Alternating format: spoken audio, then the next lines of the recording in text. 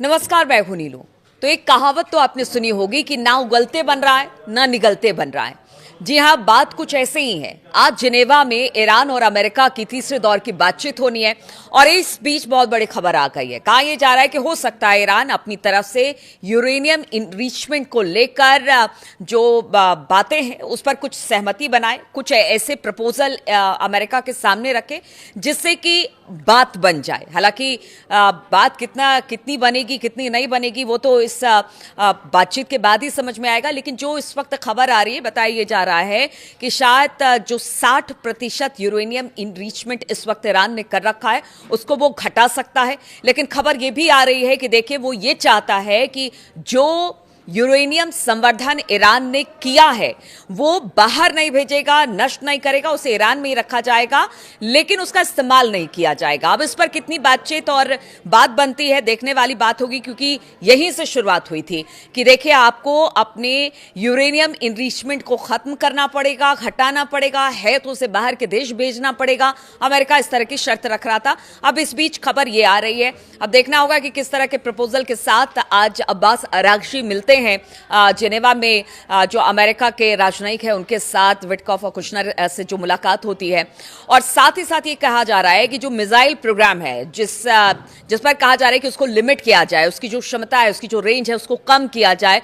तो एक निजी चैनल को अपने इंटरव्यू में अब्बास अरागची ने कहा कि देखिए ये एक प्रोपेगेंडा है और हम इस तरह की कोई भी मिसाइल हमने नहीं बनाई है जिसकी दूरी बहुत ज्यादा है। क्योंकि कल अमेरिकी संसद में राष्ट्रपति ट्रंप ने जो बातें कही है, अब तक जो हम और आप बातचीत करते थे कि देखिए ईरान की मिसाइल से अमेरिका डरा हुआ है, इसलिए ईरान को घेरने के बाद भी वो उस पर हमला नहीं कर पा रहा है। साथ ही पीछे चीन और रूस भी खड़े हैं उसका साथ देने के लिए। अब तो इस बात की तस्दीक हो गई है। खुद डोनाल्ड ट्रंप ने अमेरिका की संसद में कहा कि देखिए ऐसा है कि ईरान ने कुछ ऐसी मिसाइलें बनाई है जो यूरोप तक जा सकती है, जो अमेरिका के वॉशिंगटन तक जा सकती है।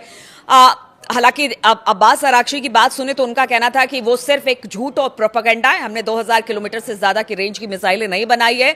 और एक तरह से इस पूरे मामले को प्रोपेगेंडा के तौर पर, झूठी खबर के तौर पर दिखाया जा रहा है और झूठी खबर अमेरिका के सामने पेश की जा रही है। लेकिन जो बात अमेरिका ने कही, कहीं ना कहीं उसका डर इन्हीं मिसाइलों से है, जिसकी वजह से अब तक अमेरिका रुका हुआ है ईरान पर हमले वो नहीं कर पा रहा है। क्योंकि सेना ने, अमेरिका की सेना ने भी, कि इनकी बात अगर हम करें तो उन्होंने पहले ही कह दिया था कि देखिए उनके पास कुछ ऐसी मिसाइलें हैं कि अगर कुछ हमले शुरुआती दौर में, अगर ईरान की तरफ से अगर अमेरिका हमला करता है और शुरुआती हमले में ही ईरान बहुत ज्यादा नुकसान अमेरिका को पहुंचा सकता है। इस तरह की जो अमेरिकी सेना है उन्होंने अपनी तरफ से ट्रंप के सामने ये बातें रखी थी। देखिए सेना जो कहीं की होती है वो एक्चुअल सिचुएशन को बताती है, वहां की राजनीति क्या है क्या नहीं है उस बात से सेना को लेना देना नहीं है। लेकिन सेना जो है एक्चुअल स्थिति वहां के राजनयिकों के सामने, वहां के प्रशासन के सामने रखता है कि देखिए ये एक्चुअल स्थिति है। और शायद यही एक्चुअल स्थिति के इन्होंने बताई थी ट्रंप को, जिसके बाद ट्रंप ने अमेरिकी संसद में कहा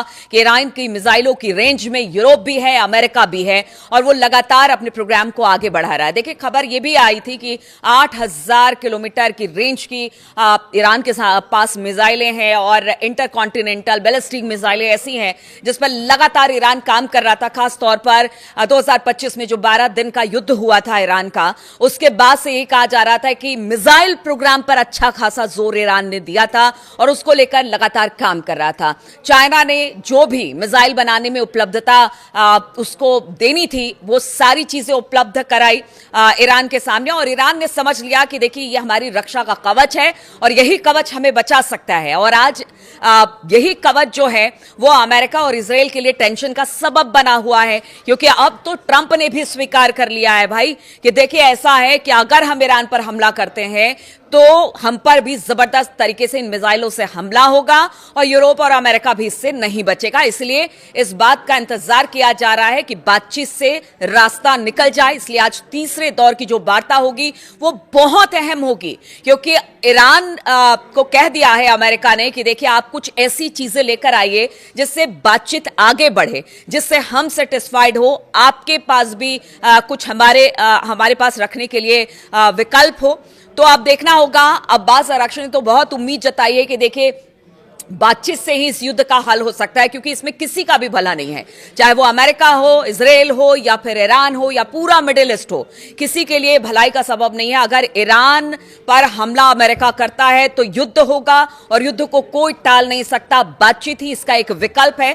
तो आप देखना होगा कि आज किस तरह की स्थिति और किस तरह की पेशकश ईरान की तरफ से अमेरिका के सामने होती है, और इसके बाद अगर बात नहीं बनती है तो फिर क्या युद्ध ही एक विकल्प होगा, इस पर सबकी निगाह होगी। लेकिन दूसरी तरफ ईरान की बात की जाए, एक बार फिर से ईरान में जो अंदरूनी हालात है बहुत अच्छे नहीं रह गए हैं, और पिछली बार भी हमने देखा था कि जब ईरान में अंदरूनी हालात ठीक नहीं थे, उस वक्त अमेरिका ने मन बना लिया था कि ईरान पर हमला किया जाए। तो क्या अब इसी से जोड़कर देखा जा रहा है कि एक बार फिर से अंदरूनी हालात वहां पर खराब है, इसी का फायदा उठाकर कहीं ऐसा ना हो कि अमेरिका ईरान पर हमला कर दे। तो उसकी भी कोशिश है कि अंदर खाने ईरान में जो इस वक्त स्थिति है उसको काबू में किया जा सके, उस सिचुएशन को टैकल किया जा सके। इसीलिए जो ईरान सरकार है वो पूरी कोशिश कर रही है कि जो भी विद्रोही हैं या फिर जो वहां पर प्रदर्शनकारी है उनको रोका जा सके। तो इस मोर्चे पर भी ईरान काम कर रहा है। बातचीत भी उनके लिए एक विकल्प है, जिसको लेकर अब्बास अरागची और लारिजानी के नेतृत्व में लगातार वो अमेरिका से संपर्क बनाए हुए हैं। दूसरी तरफ युद्ध का विकल्प भी है, क्योंकि अब्बास अरागची ने जो कहा उसमें उन्होंने यही कहा कि देखिए ऐसा है, बातचीत तो हम एक विकल्प हमारे पास है, लेकिन युद्ध से भी हम पीछे नहीं हटते हैं। और युद्ध हमारे लिए अगर बातचीत खत्म होती है और अगर अमेरिका हमला करता है तो ईरान भी इस युद्ध के लिए पूरी तरह से तैयार है, 100% नहीं बल्कि 200% तैयार है, और इसके लिए हमने पूरी तैयारी कर ली है। लिमिटेड वॉर जैसा कुछ नहीं होगा, ईरान पर हमला होता है तो एक बड़ा हमला फिर अमेरिका पर भी होगा। और कहा जा रहा है जिस मिसाइल का डर ट्रंप को है, इसी वजह से जो कि उनके 2 जंगी जहाज बेड़े हैं, खास तौर पर अगर फोर्ड की बात की जाए या अब्राहम लिंकन की बात की जाए, दोनों 2 जगह पर इस वक्त है, क्योंकि बताया जा रहा है कि एक ओमान की खाड़ी के पास है, एक ग्रीस के पास है, वहां से आगे नहीं बढ़ा है, क्योंकि वो जो है वो ईरान के मिसाइलों के रेंज में आएगा। और अगर अमेरिका हमला करता है तो सबसे पहला टारगेट यही जंगी जहाज होंगे, यही बेड़े होंगे, और इसी पर सबसे पहले हमला ईरान कर सकता है। और इस बात की तस्दीक खुद अली खामनेई साहब ने की है कि देखिए हम तो बड़े से बड़े जहाज भी डुबो देंगे अगर हम पर बात आती है।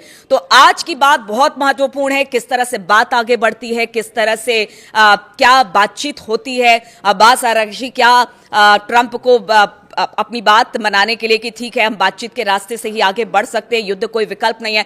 दूसरी तरफ अमेरिका के लिए भी उनके अपने घर में ही ये पूछा जा रहा है कि आकर युद्ध आप करते हैं तो इससे आपका क्या फायदा होगा, वो तो बताइए जरा।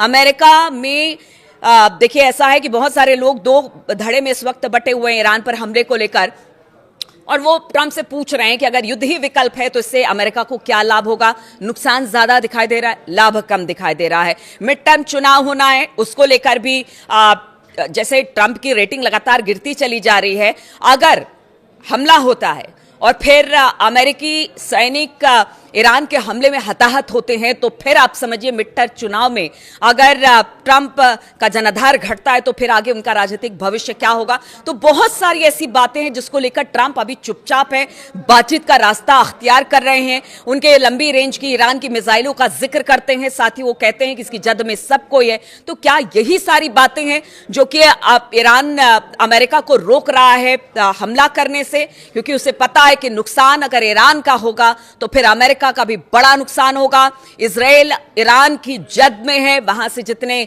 मिसाइलें फायर होंगी फिर उसे कोई नहीं रोक सकता है। इसलिए आज की बातचीत पर सबकी निगाह टिकी है कि आज जो बातचीत होती है, आज जो प्रपोजल रखा जाता है, आज जो ईरान अपनी बात रखता है, अमेरिका किस तरह से उसको मानता है। क्या यह बातचीत आगे बढ़ेगी, क्या हमला रुकेगा या युद्ध की स्थिति ही बनेगी, इस पर मेरी भी निगाह है, सबकी इस पर निगाह है। जिस तरह का अपडेट मिलता है इस पूरे मामले को लेकर, किस तरह से बातचीत आगे बढ़ती है, उस पर लगातार हम आपको अपडेट करते रहेंगे। फिलहाल बहुत बहुत शुक्रिया मेरे साथ जुड़ने के लिए।